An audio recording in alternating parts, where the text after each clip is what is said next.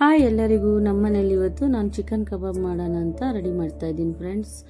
ಮತ್ತು ನಾನು ಇವಾಗ ಮೊದಲಿಗೆ ಮಿಕ್ಸಿಗೆ ಒಂದು 4 ಲವಂಗ, ಒಂದು ಸ್ವಲ್ಪ ಚಕ್ಕೆ, ಸ್ವಲ್ಪ ಸೋಂಪು ಹಾಕಿದ ನಂತರ ಸ್ವಲ್ಪ ಶುಂಠಿ, ಸ್ವಲ್ಪ ಬೆಳ್ಳುಳ್ಳಿ, ಒಂದು 4 ಆಗಷ್ಟು ಹಸಿಮೆಣಸಿನ್ಕಾಯಿ, ಸ್ವಲ್ಪ ಕರಿಬೇವು ಮತ್ತು ಪುದೀನ ಕೊತ್ತಂಬರಿ ಒಂದು ಸ್ವಲ್ಪ ಹಾಕಿ ಸ್ವಲ್ಪ ನೀರು ಹಾಕಿ ರುಬ್ಕೊಳ್ತೀನಿ. ರುಬ್ಬಿದ ನಂತರ ಮತ್ತೆ ಫಸ್ಟಿಗೆ ನಾನು 2 ಸರಿ ತೊಳೆದಿಟ್ಕೊಂಡಿದ್ದೀನಿ ಚಿಕನ್ನು. 1 kg ಚಿಕನ್ ತರಿಸಿದ್ದೀನಿ.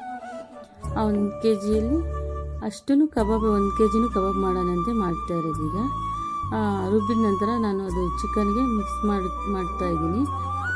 ಈಗ ನಾನು ಅಕ್ಕಿ ಹಸಿಟ್ಟು ಒಂದು 3 ಸ್ಪೂನ್ ಆಗಷ್ಟು ಐಡಿಯಾದ ಮೇಲೇ ಹಾಕ್ತಾಯಿದ್ದೀನಿ.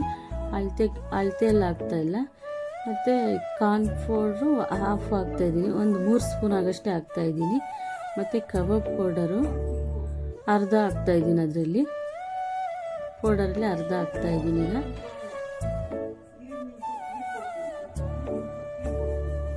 ಮತ್ತು ಗರಂ ಮಸಾಲೆ ಒಂದು ಪಾಕೆಟ್ ಫುಲ್ಲು ಹಾಕ್ತಾಯಿದ್ದೀನಿ. ಈಗ ಮತ್ತು ರುಚಿಗೆ ತಕ್ಕಷ್ಟು ಉಪ್ಪು 1 ಸ್ಪೂನ್ ಆಗಷ್ಟು ಹಾಕ್ತಾಯಿದ್ದೀನಿ. ಹಾಕಿದ ನಂತರ ಮತ್ತು ಖಾರದ ಪುಡಿ ಒಂದು ಅರ್ಧ ಆಗಷ್ಟು ಹಾಕ್ತಾಯಿದ್ದೀನಿ. ಮಕ್ಕಳು ಖಾರ ತಿನ್ನಲ್ಲ ಅಂತ ಸ್ವಲ್ಪನೇ ನೋಡ್ಕೊಂಡು ಹಾಕ್ತಾಯಿದ್ದೀನಿ. ಆಮೇಲೆ ಮೊಟ್ಟೆ ಒಂದು 3 ಹಾಕ್ತಾಯಿದ್ದೀನಿ. 1 kgಗೆ 3 ಮೊಟ್ಟೆ ಹಾಕ್ಕೊಂಡು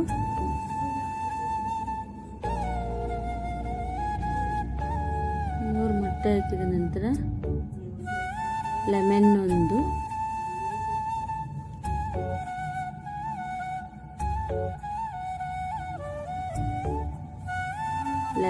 ಹಾಕಿದ ನಂತರ ಹೋಟ್ಲಲ್ಲೆಲ್ಲ ತಂದು ತಿನ್ನೋಕೆ ಇಷ್ಟ ಆಗಲ್ಲ ಫ್ರೆಂಡ್ಸು. ನಮಗೆ ಮನೆಯಲ್ಲೇ ಮಾಡಿ ತಿನ್ನಬೇಕು ಅಂತ ನಮಗೆ ಯಾವಾಗಲೂ ಅಷ್ಟೇ. ನಾವು ಏನೇ ಒಂದು ತಿನ್ನಬೇಕಂದ್ರೂ ನಾವು ಮನೆಯಲ್ಲೇ ರೆಡಿ ಮಾಡ್ಕೊಂಡು ತಿಂತೀರಿ. ಹೋಟ್ಲಿಗೆಲ್ಲ ಹೋಗೋದು ತಿನ್ನೋ ಅಭ್ಯಾಸ ಇಲ್ಲ, ನಮ್ಗೆ ಇಷ್ಟನೂ ಆಗಲ್ಲ. ಈಗ ಎಲ್ಲ ಹಾಕಿ ಮಿಕ್ಸ್ ಮಾಡ್ತಾಯಿದ್ದೀನಿ ಫ್ರೆಂಡ್ಸ್.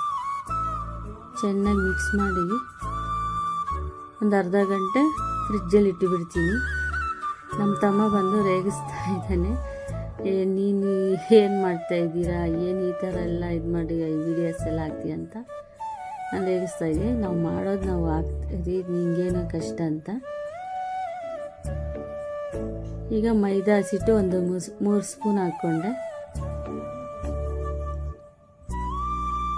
ಅದು ಕಬಾಬ್ ಕಲರು ಇರಲಿಲ್ಲ ನಮ್ಮ ಮನೇಲಿ. ಈಗ ನಾನು ಆರೆಂಜ್ ಕಲರು ಇತ್ತು, ಅದನ್ನೇ ಒಂದು ಸ್ವಲ್ಪ ಹಾಕಿದ್ದೀನಿ. Orange colour ಹಾಕ್ಕೊಂಡೆ. ಹಾಕಿ ಚೆನ್ನಾಗಿ ಮಿಕ್ಸ್ ಮಾಡಿದೆ.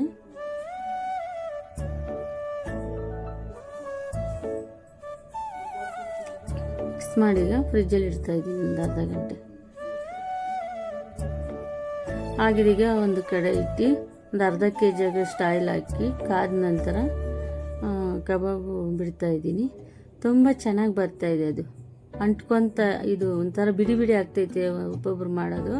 ನಮ್ಮ ಮನೇಲಿ ಆ ಥರ ಆಗಲ್ಲ. ಯಾವಾಗ ಮಾಡಿದ್ರಷ್ಟೇ ಚೆನ್ನಾಗಿ ಕಲ್ಲರು ಬರುತ್ತೆ, ಚೆನ್ನಾಗಿ ಟೇಸ್ಟಿ ಗರಿ ಗರಿ ಆದ ಕಬಾಬು ಚೆನ್ನಾಗಿ ಬರ್ತಾಯಿದೆ ಫ್ರೆಂಡ್ಸ್. ನಾನು ಹೇಳೋದಲ್ಲ, ನೀವೇ ನೋಡಿ ಹೆಂಗೆ ಬರ್ತಾಯಿದೆ, ಹೆಂಗಿದೆ ಅಂತ.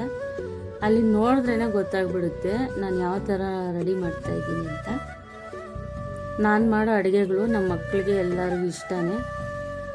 ನಾನು ಏನು ಮಾಡಿದ್ರು ಇಷ್ಟಪಡ್ತಾರೆ. ಬಿರಿಯಾನಿ ಆಗಲಿ, ಒಂದು ಕಬಾಬ್ ಆಗಲಿ, ಎಲ್ಲನೂ ಇಷ್ಟಪಡ್ತಾರೆ. ಎಲ್ಲ ಅಡುಗೆಗಳು ಚೆನ್ನಾಗಿ ಮಾಡ್ತೀನಿ ಫ್ರೆಂಡ್ಸ್. ಇದಂತೂ ನಿಜನೇ, ಸುಳ್ಳು ಹೇಳ್ತಾ ಇಲ್ಲ. ಅದಕ್ಕೆ ನಾನು ಯೂಟ್ಯೂಬ್ಗೆ ಅಪ್ಲೋಡ್ ಮಾಡೋಣಂತ. ನಾನು ಯಾವ ಅಡುಗೆ ಮಾಡಿದ್ರು ಹಾಕಬೇಕು ಅಂತಲೇ ಈಗ ನನಗೆ ಅನಿಸ್ತಿದೆ, ಅದಕ್ಕೆ ಹಾಕ್ತಾಯಿದ್ದೀನಿ ಫ್ರೆಂಡ್ಸ್.